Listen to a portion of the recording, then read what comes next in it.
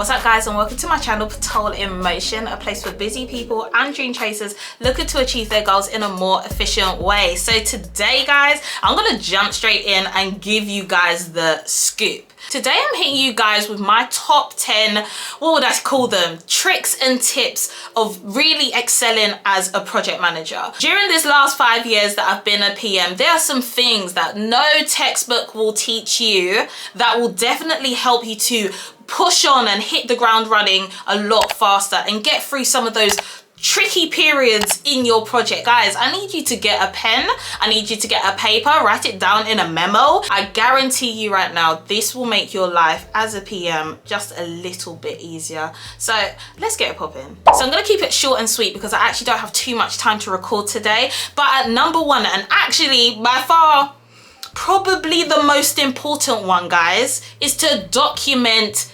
everything. Guys, as a standard, you should be documenting meetings that you do have with people, especially where key decisions are made, as a point of reference. And the reason why I'm gonna say this one, guys, is if you haven't got it written down, it does not exist. I'm gonna say it one more time because I don't think they heard me in the back. If it's not written down, it does not exist. The amount of times I've been in meetings and we make agreements, certain things are going to hit on certain days, and this person's going to do this on this day, this person's going to do this, and we've decided not to do this in the scope, and you go and confront the person that was supposed to do the work and they're like, we didn't discuss that.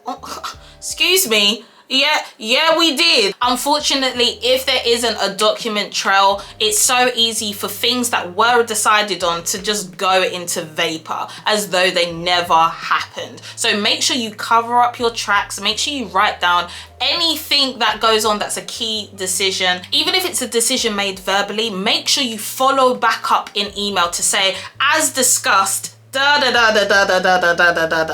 there is always a paper trail. I literally have a folder in my Outlook called receipts because ain't nobody gonna lie on me. Ain't nobody gonna say something didn't happen when it happened. Make sure you definitely document meetings and actions, and you will be really ahead of the game. Number two then is to chase well. A big part of the PM's role is to make sure that things move forward, and as a part of that, you'll need to chase different people for different activities to make sure it's going well, etc. But one thing a lot of newbie PMs do wrong is to just chase. Just to hound every 2 minutes. Is this done? Is this done? At 2 o'clock, is this done? At 4 o'clock, you gone again? Is this done? It's not helpful at all. Think of it this way. If you've got a technical person and you want them to do a bit of work, and now you're chasing them at 2 o'clock to see if it's done, no problem. Coming back at 3 o'clock, 4 o'clock, and 5 o'clock to chase them again, how much of the work that you want them to get done do you feel is getting done? Probably not much, because you keep disturbing them. You've got to learn to chase well. Understand and set expectations as to when you need things to be done, and then also have an understanding of how long it will take to do. Chasing is so much less irritating and so much more effective when you set parameters instead of just saying, do it. Number three then is to challenge everything. As a PM, remember, you're not responsible for implementing the work. You will need to rely on architects, engineers, all these kind of people, technical experts, to actually implement the solution. However, you are in charge of the plan. You are in charge of delivering on time, and you are in charge on getting there as effectively as possible. One thing I've learned about technical people is that if you give them a year to do one simple task, guess what? They gonna take a year. So a lot of the time there isn't that urgency. They might tell you that a task takes 2 months, 3 months, 4 months to do, but in reality, it doesn't take that long. They don't want to work under pressure. They want to be able to always deliver the right and the best solution, and granted they should, but remember, there's always a trade-off. Customer wants it fast. We have to negotiate to understand how we can meet in the middle. Make sure you challenge your team at all times, because that 2 months that they are quoting you, once you actually understand what it takes to get the work done, it's actually only about 1 month, right? And then the contingency can be a week. You didn't need the extra month, you just want to be more comfortable. Make sure you're always challenging your team. It allows you to meet your deadlines ahead of schedule, but always put contingency in your plan. Number 4 is to unblock your team. I mean, This one, I feel like I've talked about it a bit, and I'm going to talk a bit more about it in my next video, how to be valuable as a project manager. So I'm not going to spend time on it, but long story short, make your team's life easier. If you do that, believe me, your life will become significantly easier. Unblock whatever is preventing them from moving forward. Number 5, make sure you have your project book to hand. A project book you won't see in any of these courses or whatever, because I think I kind of just made it up. I feel like I need a better word for it. But long story short, it's just a deck that has all the key information you have on your project. I'm talking everything from the requirements, I'm talking the plan, the baseline budget, your latest budget, I'm talking about any exec reports that you have coming up, I'm talking about any kind of raid, all of these kind of things. Put it in one place, either on SharePoint or in one single document. And the reason why I say this is because it has been the most useful thing to me. As a PM, people always ask you for information that is open to them, it's accessible, maybe in different places, so you have to put in a little bit of work to find it, but people always coming to you for stuff. It's just always nice to just be able to pick it out from one location. I'm not saying don't let other things live or these individual documents live in separate places, but for me as a PM, I know that I have a call on. If someone should ask me about a document, if someone should ask me about anything in my project, I have one deck and I know where the information is, straight like this. It's also really, really helpful for when an exec wants you to do a quick report or have some kind of status report automatically. You should always have the latest status as a one slide update in that project book. It's going to be really helpful. Number 6 is to prep before executive meetings. Now, to be fair, you should be prepping before all of your meetings, but more so executive meetings. The reason why is that execs, they want to know the latest. They don't want to know what happened yesterday.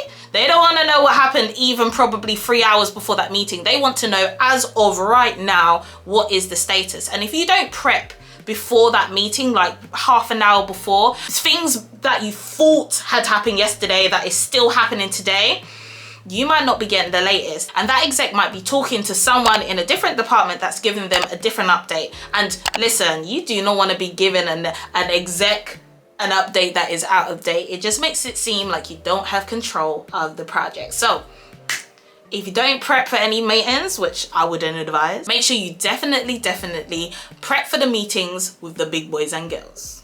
Number 7, kind of linking back to my first point about documenting everything, is to get really good at taking minutes. Now guys, I know minutes sometimes can be tedious and boring to put together, but if you do them well, you will hold a whole wealth of information within those minutes and be a lot more organized. It's really, really key also for alignment across the team. Where you have minutes, you have a single source of truth of what went on.